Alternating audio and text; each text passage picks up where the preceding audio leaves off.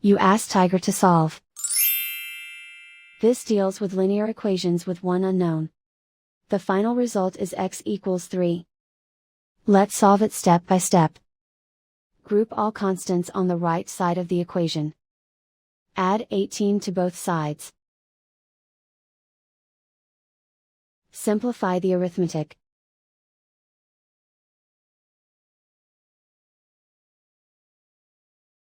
Isolate the x.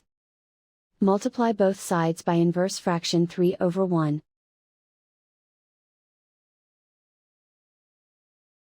Group like terms.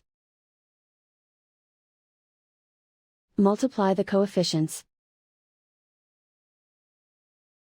Simplify the fraction.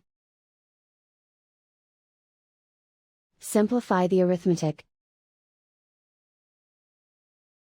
And so the final result is x equals 3.